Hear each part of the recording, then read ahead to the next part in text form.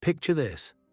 You're 7 years old, standing barefoot on cold stone floors. The air is damp with incense and mildew, and candlelight dances across carved walls that bleed the suffering of long-dead saints. You clutch a wooden doll, the last thing that still belongs to you. You are not in a home, you are in a convent. The year is 1228, the place, northern France, St. Agatha's, a name spoken with reverence by some and whispered with dread by others. It calls itself a sanctuary.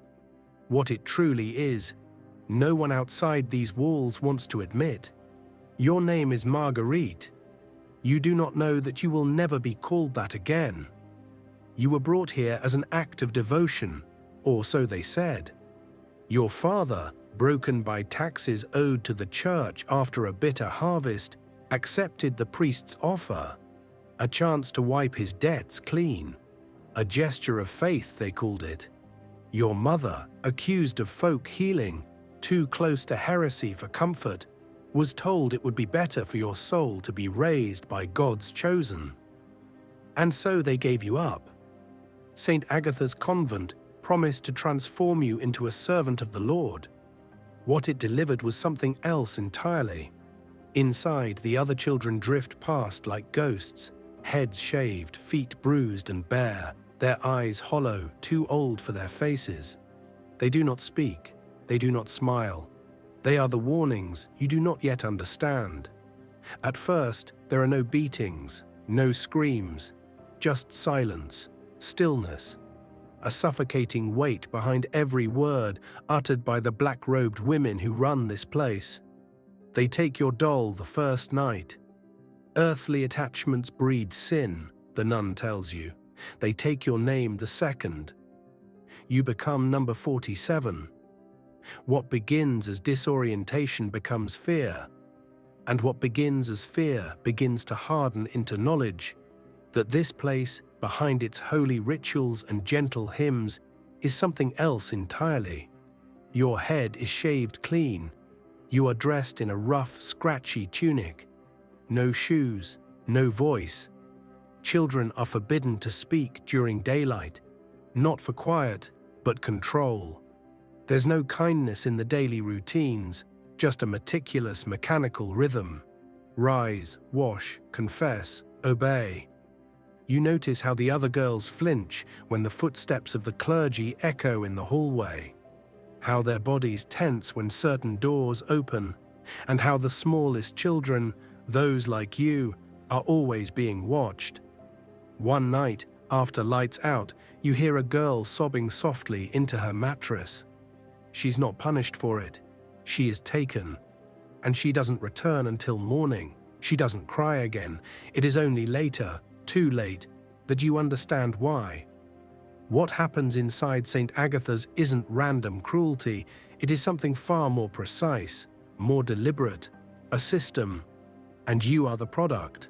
They call it spiritual preparation, but it's not prayer, and it's not peace. It begins with silence and ends with submission, engineered not to uplift the soul, but to dismantle it. Margaret learns quickly. Every day starts before dawn, not with light or song, but with punishment disguised as purification. The bell rings, the children rise. One by one, they are marched to the baths, buckets of ice-cold water poured without warning. No towels, no warmth, just teeth chattering and skin blistering under the chill. It's not about cleanliness, it's about obedience. Breakfast is a crust of bread, sometimes nothing. Then comes confession, not of actual sins, but of imagined ones. What wickedness did you dream last night, child? A nun demands. Marguerite invents something. If she doesn't, the punishments will escalate. If her answer isn't bad enough, someone else might be made to suffer in her place. She learns to lie in just the right tone of contrition. This is not discipline, it's conditioning. Every choice she makes is met with pain or reward. If she behaves, she's allowed to sleep on a slightly warmer blanket. If she disobeys, even by accident, she's forced to kneel for hours on rice or dragged to reflection chambers beneath the chapel. That's where the real training happens. The rooms below ground are always cold, always dark. Some have beds, some don't. They are lined with crosses, but none offer comfort. It is there that visiting priests conduct what they call advanced instruction. The nuns use the phrase with smiles that never touch their eyes. The first time Marguerite is brought down, she asks if it's for prayer. No one answers. They simply close the door behind her. When she returns, she is different, quieter, smaller somehow. She begins to understand the rules not spoken aloud. Children are not people here. They are assets, resources. Every child represents value, free labor, future service, obedience for hire. Some are trained to clean, others to cook. The youngest, the most beautiful, they are trained for something else entirely. Convent ledgers refer to them in numbers, not names. Alongside each number is a profile, age, appearance, temperament, preferences of certain guests, rates charged for access. One file, unearthed centuries later, lists number 47 as suitable for specialized service, exceptional compliance, high value. That's Marguerite. She never sees that document, but she lives its consequences every day. Her hair is never allowed to grow. Vanity is a sin, they say, but she notices that the patrons prefer children who look clean, small, genderless. Her feet are kept bare, even in winter. The pain keeps her pliable. Her uniform never changes, dirt-stained, rough, identical to every other child's. Except her eyes. They remain hers. For now, but even that begins to fade. Other children teach her how to survive. Not with words, speaking is still forbidden, but with gestures, glances, small rituals of resistance. One girl, older, shows her how to hide a scrap of bread in her sleeve. Another teaches her to look at the floor when certain clergy pass, not as submission, but as camouflage. They also teach her how to disappear, not physically, but mentally. A skill they call absence. When things become unbearable, you learn to step outside yourself. Let your body stay, but take your spirit elsewhere. Margaret learns quickly she has no choice, because the system doesn't just demand obedience, it demands complicity. The ceremony is called a renaming, a sacred rite, they say, meant to bring the child closer to God. But Marguerite knows better now. She kneels, trembling, in the chapel. Her doll is gone. Her name is about to follow. Around her, the nuns chant prayers in Latin. Incense clouds the air. It all looks like worship, and that's the point. The pageantry is a disguise, a veil to make cruelty look divine. One by one, the children are brought forward. Their birth names are declared sinful. Gifts from the flesh, the Mother Superior says, not of the spirit. Each child receives a new name. Not a name, really, but a word, a function. Marguerite becomes penitenta, the one who atones, for sins she never committed, for a guilt she did not earn. To seal the ceremony, they burn her last possession, her wooden doll. They make her watch. You are free now, they tell her. She feels anything but. From that day forward, no one calls her Marguerite. Not the nuns, not the other children. And over time, she stops saying it to herself. Even inside her mind, it becomes dangerous, forbidden. Remembering her family is labeled rebellion. Thinking of her mother invites punishment. The transformation is well documented in the convent's records, a system refined over generations. First comes the renaming, then the numbering, then the restructuring of behavior, belief, and memory. Children aren't simply trained, they're rebuilt, from the inside out. Marguerite, now penitenta, is assigned to serve wine to visiting clergy. She is taught how to pour with grace, how to bow with the right mix of reverence and humility. Each movement is rehearsed, not for her benefit, for theirs. She is praised for her posture, for her quiet voice, for her obedience. The more she pleases them, the better her rewards. Thicker soup, softer bedding, sometimes a whole day without punishment. At first, she resents it. Then she begins to seek it. Not because she believes, but because resistance is punished not just with pain, but with the suffering of others. If one child disobeys, another is beaten in front of them. It creates a logic of survival that twists everything. To be safe, she must submit. To protect others, she must perform. To avoid punishment, she must make herself useful to her abusers. That is the brilliance and the horror of the system. The children become participants, not willingly, not consciously, but through slow, calculated incentives. They learn that smiling keeps you warm, that praying in the right tone gets you food, that crying invites questions, and questions invite pain. There's a reason the church tolerated this, a reason it was protected.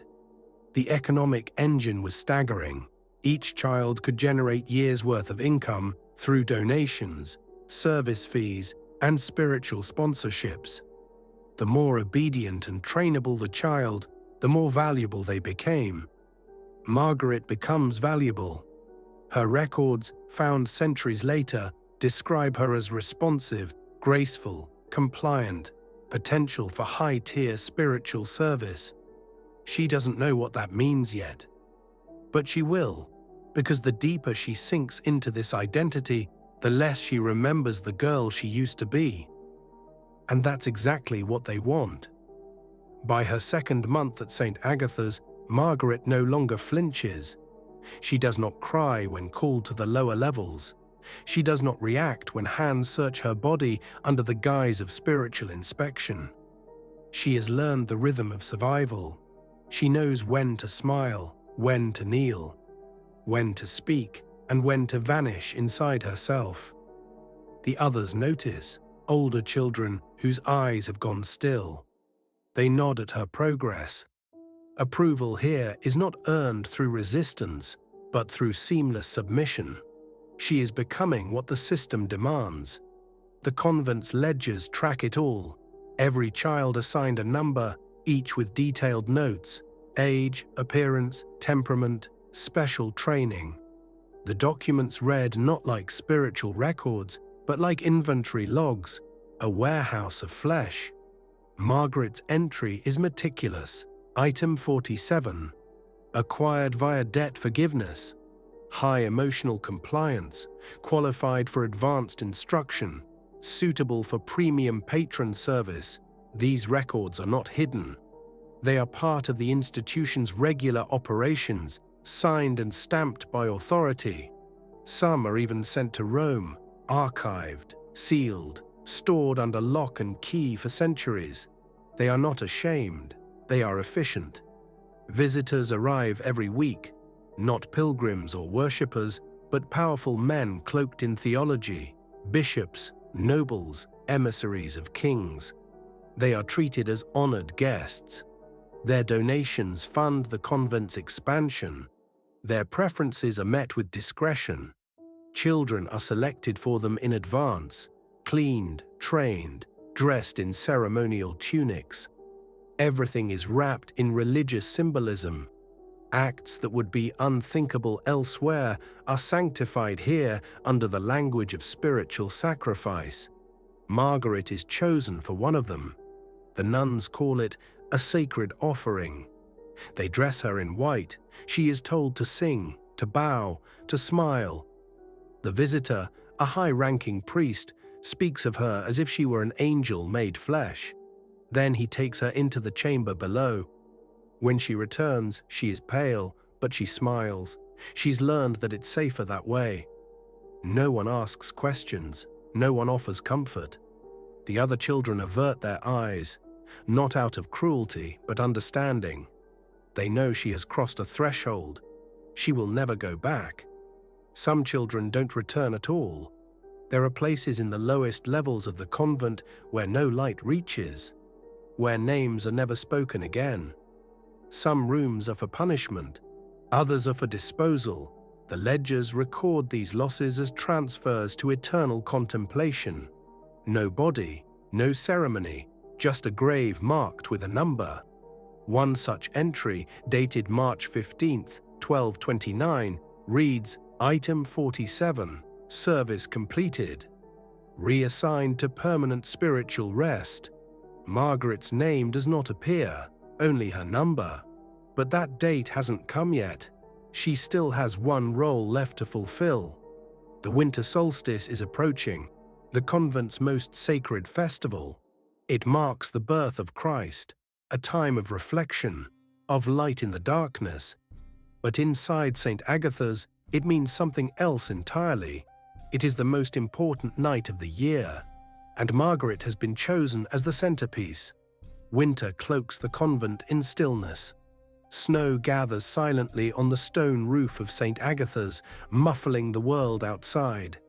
Inside, the walls echo with hymns, sweet voices rising from young throats, trained to sing through pain. The solstice ceremony has begun. It is the most elaborate ritual of the year. Candles burn from every alcove. The chapel is dressed in white. Children wear robes embroidered with gold thread.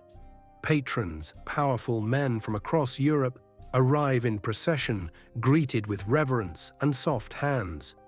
On the surface, it is a celebration of Christ's birth. In truth, it is a showcase, a parade of obedience, of purity, of commodified innocence. Margaret, still known only as Penitenta, still listed in the books as Item 47, has been selected as the primary offering. Her training is complete, her submission perfected. She knows what is expected. She has spent weeks preparing, learning the hymns, rehearsing the movements, enduring the refinements required to make her body acceptable. She has been praised, adjusted, inspected. One nun whispers, "You are ready. You will make us proud." She doesn't respond, she only nods.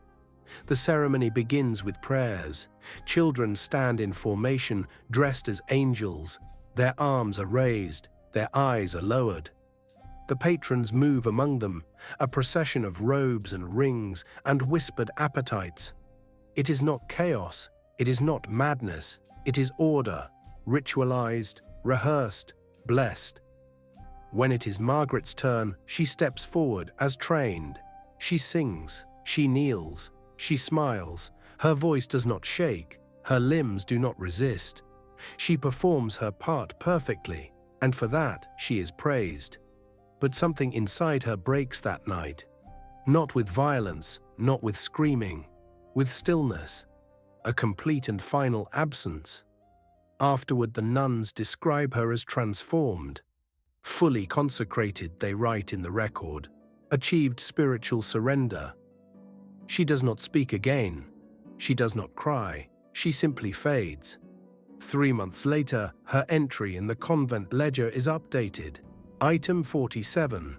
Service completed, transferred to eternal contemplation. Remains buried, grave unmarked, no name, no cause of death, no mention of a girl who once clutched a wooden doll in the corridor of a holy place. Just a number. Margaret was one of an estimated 40,000 children who vanished into religious institutions across medieval Europe, erased not by accident, but by design. The system that consumed her operated for over 4 centuries, protected by divine authority and economic necessity. It was not a rogue operation, it was a mechanism, and it worked. And it didn't die with the Middle Ages. Today, similar systems exist in different forms: residential schools, therapeutic boarding facilities, youth rehabilitation centers, places where children are silenced, where power goes unchecked, where records are kept but truth is buried. In 2024 alone, over 1.2 million children worldwide were subjected to institutional abuse under the banner of care, reform, or faith. The names change, the robes change, the cruelty endures, We remember Margaret not as item 47, but as a child, 7 years old, frightened, and deserving of a life she was never allowed to live. She had a name. She had a story. Now, so do we.